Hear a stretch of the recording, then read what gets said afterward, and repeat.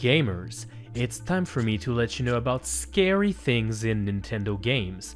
Most people associate Nintendo with cute and cuddly games, but it turns out that there are some very scary enemies in those games. Turn off the lights, grab some popcorn, as this one is going to be scary.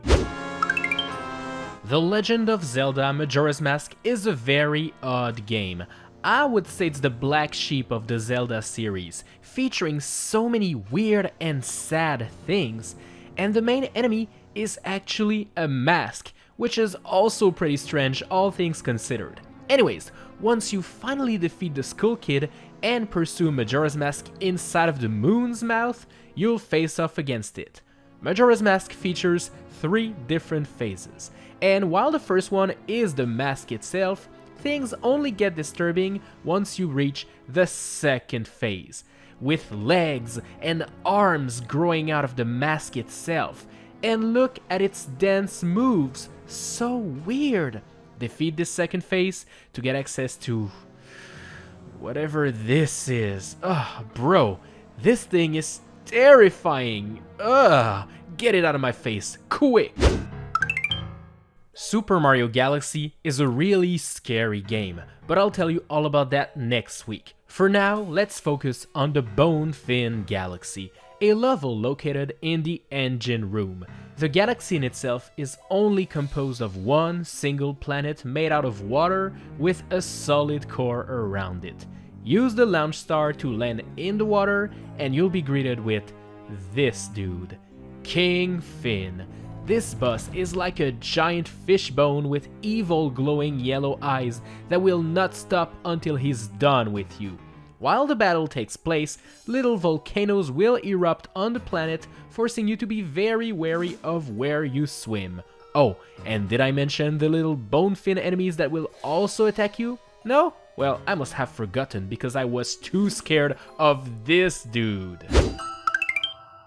With Zelda Tears of the Kingdom releasing in a couple months, I decided to go back and play a bunch of Zelda games to get hyped. And let me tell you that some of these games feature some truly scary things. Zelda Skyward Sword HD features the Silent Realm, which is an eerie area where Link must collect the sacred tears while avoiding touching water or light.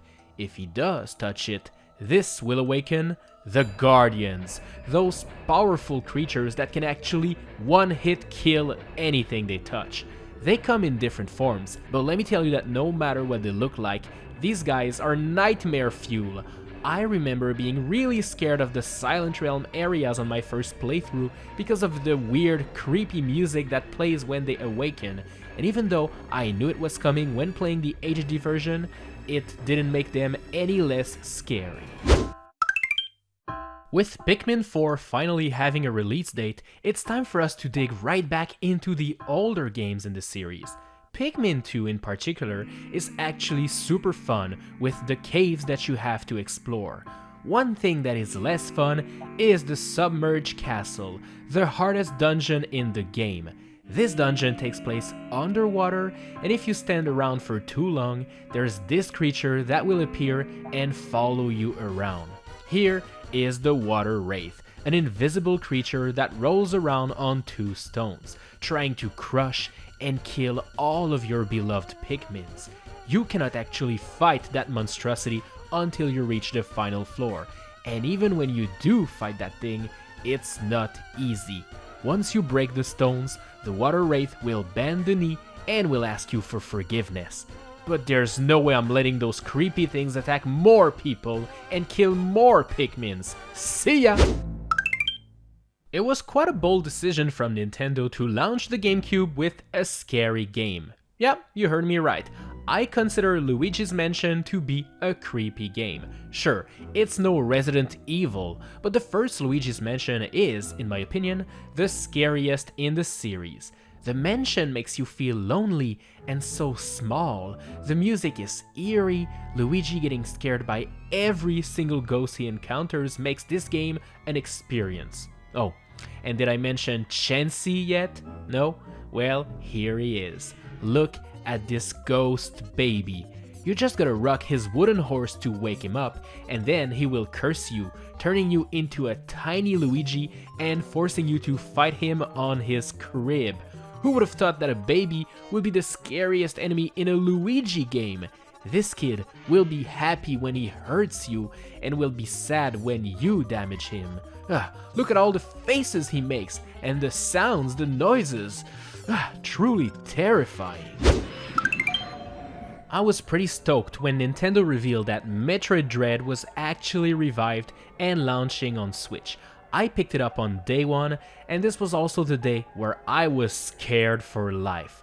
In Metroid Dread, the main new gimmick was these areas that are being patrolled by very scary creatures that can actually one-hit kill you. The Extraplanetary Multiform Mobile Identifier, or EMI for short, are defensive robots that will chase you around the map until you kill them or they kill you. The thing is, your normal attacks are worthless against them, so your only option is to run away as fast as you can. While exploring their zones, you'll have to move slowly, as these things can detect the noise you make while running around. Exploring an EMI zone is terrifying, and dying to these guys will happen quite a lot during your quest. You know what? I actually really hate the EMIs. Star Fox 64 is an odd game, and throughout the game you'll face off a couple enemies that will mention their leader Andros. But who is this Andros guy everyone is talking about? Well, this would be him. Yup, a giant floating head with two hands they will use to punch you. He also has a deadly laser beam that you'll need to avoid. But here's the thing, once you finally shoot him down, this happens.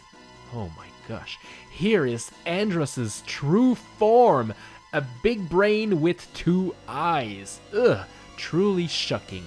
I have to admit that this boss is more creepy and gross than it is scary, but keep in mind that this is a thing in a Nintendo game.